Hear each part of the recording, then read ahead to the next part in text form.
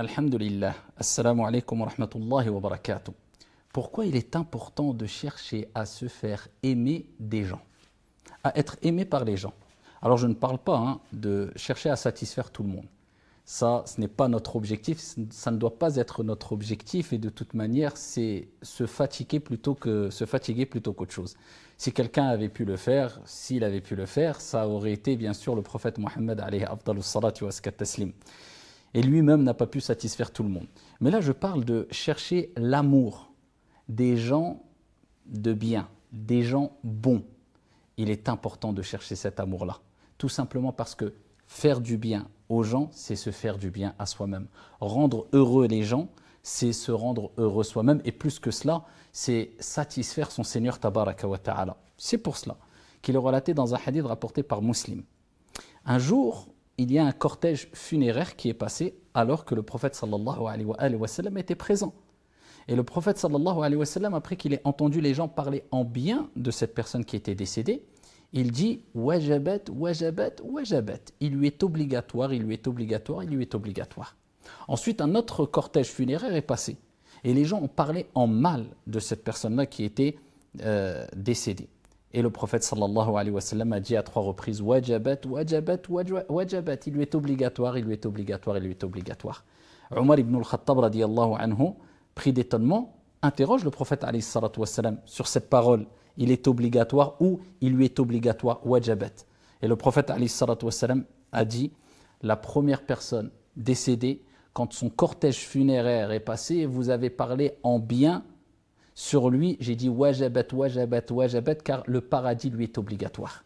La deuxième personne, vous avez parlé en mal sur lui, vous avez témoigné négativement sur lui, j'ai dit wajabat à 3 reprises, car l'enfer lui est obligatoire.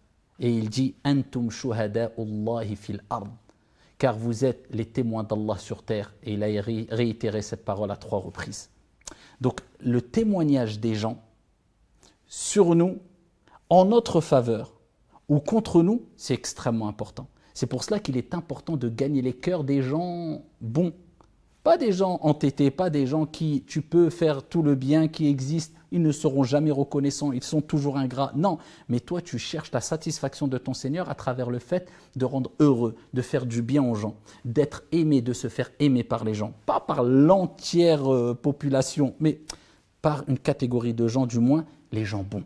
Et il est important de chercher cela. Et pour cela, eh bien, il y a plusieurs manières. Parmi les manières, eh bien, il y a le cadeau physique et le cadeau ghaibi, si on veut, invisible, spirituel. La relation horizontale et verticale. Le cadeau physique, tout le monde le connaît et tout le monde l'apprécie. Et c'est un moyen de se faire aimer. Surtout si tu cherches l'amour d'une personne avec qui tu as une querelle, parce que tu veux te rabaisser pour Dieu afin que Dieu t'élève, faire le premier pas, offre un cadeau. Le prophète sallallahu alayhi wa sallam nous dit tahadu tahabbu, offrez-vous des présents, des cadeaux, et par cette action-là, Dieu va mettre l'amour, va réunir les cœurs, va mettre l'amour entre vous. Parmi les moyens ici spirituels, eh bien, il y a ce cadeau qui n'est pas palpable, mais qui est réel, mais qui n'est pas visible peut-être directement à l'œil nu, eh bien, c'est ad-du'a, l'invocation. Et c'est pour cela que le prophète sallallahu alayhi wa sallam nous dit dans le hadith fi sahih la tadkhuluna al-jannata hatta tu'minu.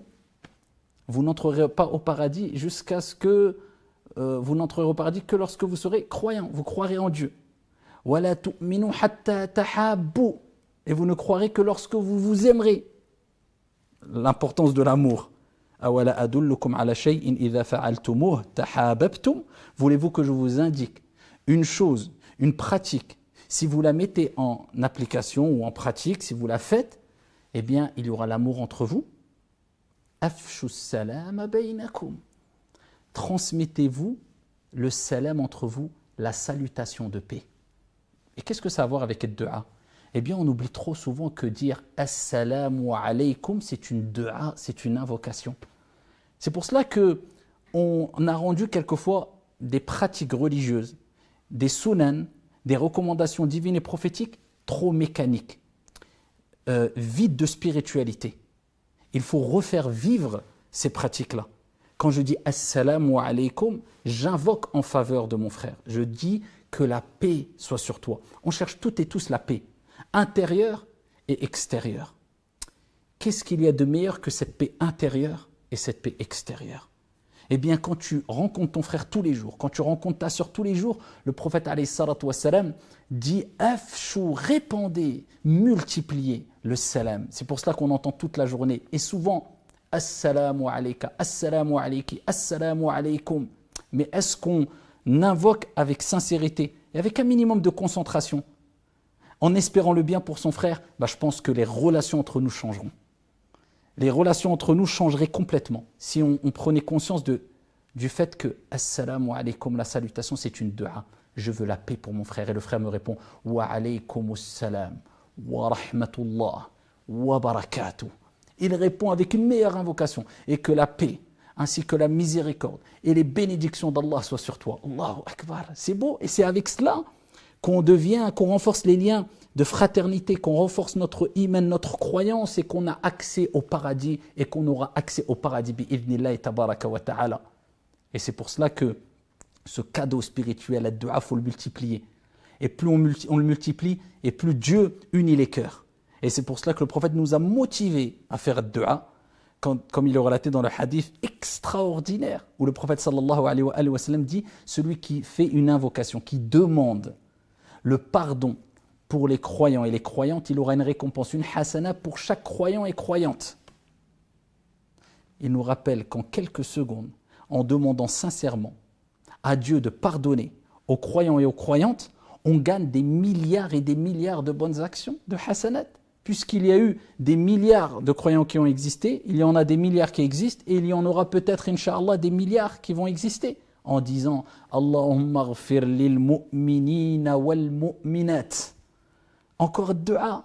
Oh Allah, pardonne aux croyants et aux croyantes. Pour chaque croyant et chaque croyante, tu as une bonne action, une hasana. Pour nous motiver à invoquer en faveur de vos frères. Invoquer le pardon d'Allah subhanahu wa ta'ala, la miséricorde, la bénédiction, les uns et les autres.